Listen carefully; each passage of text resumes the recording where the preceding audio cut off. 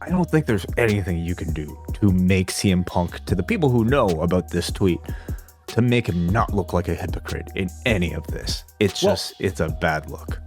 And out to start the show is John Cena, and he puts up the countdown. We started at 36 dates, and now we are down to 19. We are halfway through the John Cena retirement run, and tells them to use your voice to send me some competition. I've beaten all of the best, from Cody, Orton, and R-Truth, the big three, don't send me some competition, not the class clown. And there comes CM Punk. And he comes to the ring and has a lot to get off his chest. He says, Cena, you will listen to what I have to say. And says how, isn't it funny how you, the cowboy, is trying to ruin the establishment, and me, I'm defending it. But then he makes it clear, I do not stand for TKO or the billionaires, but the people. And he says did he call him a cowboy? He did. He called John Cena the cowboy. What would that mean? He meant to say like I thought he meant like corporate, like Boy Scout or something. He called him a Boy Scout too, and I think he was, cowboy and a Boy Scout. You could be both. Can't be both. Really? Okay. Maybe. He says that the people picked me in 2011, and he defends Cody, saying he's the best we've got. And you've managed to win with shortcuts and cheap shots. And he acknowledges we are all spokes on a wheel. Like, there you go. There's our union talk moving its way into WWE programming. We're all spokes on a wheel. Mm-hmm. Cena, you are too. And I'm going to take that title off your shoulder. And said how I go back to Elimination Chamber, where you and I squared off for the first time in 10 years. And you deceived the people because of our interaction, I gave Wei Ting a false hope that you could still go based on that interaction we had in Toronto. He was constantly leaning on this interaction, all because of CM Punk. He says, you didn't hesitate after Seth stomped me to yank me back into the ring and use the AA. And what did you say to me? I'm sorry. Because, John, you know what you're doing is wrong. It's like, wait a minute. He said he was sorry before the turn. So this doesn't really work for the timing of this whole thing. Like him saying he was sorry at Elimination Chamber. I mean, he was still a good guy by that point. Even more sorry now. Well, now he is. He says that Cena, you know what you're doing is wrong. The crowd's pelting him with you sold out chants, and he's going to take the belt and make Cena crisscross this country apologizing to all of these people, and says how the belt has corrupted Cena, just like it did to me in 2012. When I returned, my goal was not to win the title. It's like, wait a minute. There was a lot of stuff in this promo that it sounded great because it's coming from CM Punk. But this dude, his whole story has been this title. And going into the Royal Rumble was like, I need to headline WrestleMania. And by default, go for this title. Well, I guess his argument is, I never wanted the title. I only wanted the main event, WrestleMania, and having the title is my best chance at being there. Okay. So he's actually doing a disservice by going for this title to himself. The title just happens to be a byproduct of main event WrestleMania. Okay. Well, I was trying to follow all of this logic as best I could. He says that I was afraid of the man I would become by becoming champion, but I now see what it's done to you, and I have to become a monster to stop the monster. That belt to you and Rollins is a symbol of power and control, but to me, I believe it belongs to the people. And I want to face you tonight, right here. And Cena thinks about it, and he says, let's do it, but not tonight. And he says, if you want this title, you're going to have to follow me all the way to Saudi Arabia. For if you were going to have to create a scenario to get Punk to reluctantly travel to Saudi Arabia and mortgage his morals, I thought you did as best you could in this scenario with heel John Cena. And he said to Punk, the ball's in your court, hero. And Punk, as he had to, if we could get into a visual here of like the graphic from like A Beautiful Mind, and it takes us back to his tweet at The Miz, and the blood covered item. Do you truly feel like that was any part of like the thought process into creating this moment? Like, here's CM Punk, somebody who I think many people know, famously called out WWE wrestlers in the past for accepting blood money, criticizing their just association with Saudi Arabia in general. Now he's not only appearing in a Saudi Arabia show, he's about to headline a Saudi Arabia show. Do you believe this interaction was crafted to perhaps make the character or even the person of CM Punk feel justified in going?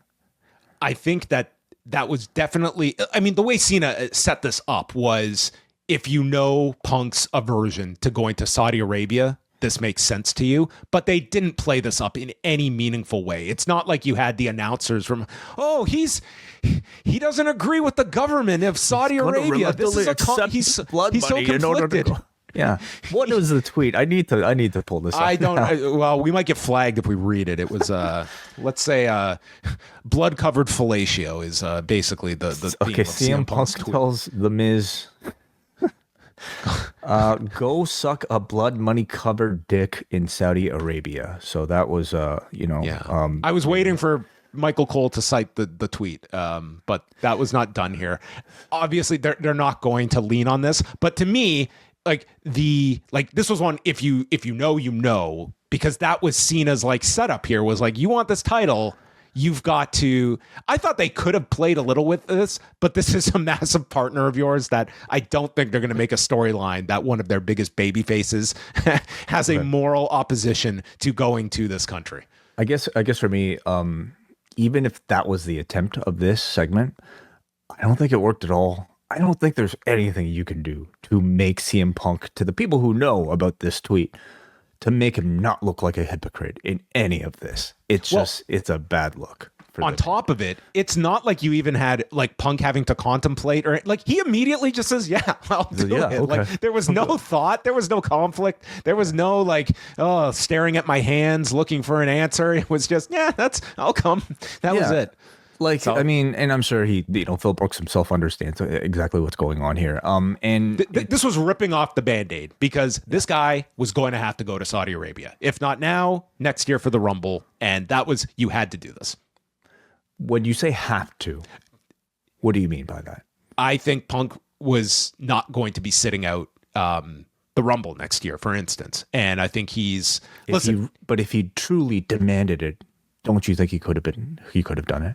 Oh, he could have, but obviously he wants to be a team player here. Like he's doing it. Like he's like, I don't think there's a gun to his head to to do this. So then let me ask, what was The Miz doing in going to Saudi Arabia? That Punk. So I'm not defending. Like he's bottom line. He's a hypocrite, or at the very least somebody who has changed his stance on this, and that's something I think he has to be very open and honest about in a dialogue with the audience, who sees him as a truthful, authentic person. Does he give any kind of explanation for this? Is he going to be in a scenario where someone's going to even ask him about this? I think his next promo, like, if I haven't seen the reaction online, if it's anything like how I felt coming off of this promo, I think the CM Punk, like we know, will probably address it in some way, maybe with a witty line. But I just think it demands a little bit, because like this entire promo, which was great from Punk, talking about how, I'm here, like, you're the corporate ass kisser and I'm the rebels who now isn't answering to the final boss. I'm here to answer for the people. All of this stuff made him sound great. But I just thought, like, ending the segment with the realization that he is main eventing a show in Saudi Arabia, I thought just completely killed his credibility as any sort of like, genuine voice. You know what I mean?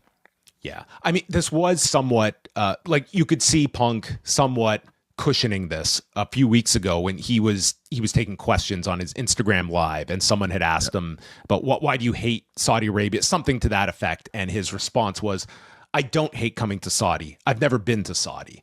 I mean, I think you saw right there that, hey, this is the second he returned to WWE, it's like, he's a smart guy. He's going to realize that, you know what, this is probably going to be something I am going to have to do at some point. And he has not done any of the Saudi shows up till this point. Now, some of them he's been hurt, so there's been that. He hasn't had to necessarily do that, but here you are. He'll be doing them from this point on. Like, and And it's fine. It's fine. He's within his rights to. I just think for somebody who I think holds himself in such high regard as like a genuine non-bullshitter, this is something he's going to have to confront with the audience.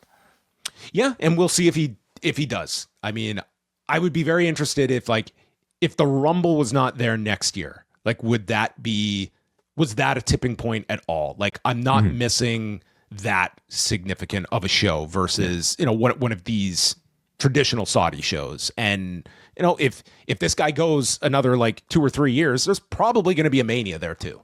I'm also curious, like, okay, so if people are still getting these bonuses for these Saudi shows, does Punk do something in a similar way to like what an Ali did with his bonus? I don't know how much like the bonuses are even figured in at this point. Like largely it sounds like what your contract says is what you're making at this stage. Like they're being paid so much, and a Punk would certainly be of that.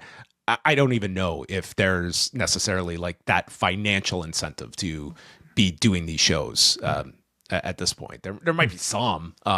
We'll see. I think that there's a lot of performers. I would assume that they would just do a 180 and they're not going to address it at all. We'll see if Punk does. If not, I don't know if he's going to be in any kind of interview scenario where he's going to be asked about this, but he might Instagram himself. Live? He could potentially, but it's just if it was anybody else, I don't think we'd even bat an eye. But because it's CM Punk, I think it demands these questions because he has asked these questions himself of others. It's June on the Post Wrestling Cafe. We are going through tons of your questions on the Ask Away mailbag show, and we're bringing you not one, but 2 editions of Rewind Away, including a review of the Katsuyori Shibata documentary, California Dreamin', covering his time as head trainer at the LA Dojo. Plus, Karen and Bruce have you covered for New Japan Dominion. Chris from LA has chosen another musical edition of Rewind Away to join Wei Ting and Nate Milton. Plus, we have extended editions of Rewind to Raw, Rewind to Dynamite, and Rewind to SmackDown coming at you every single week, along with all of your weekly favorites. It's postwrestlingcafe.com.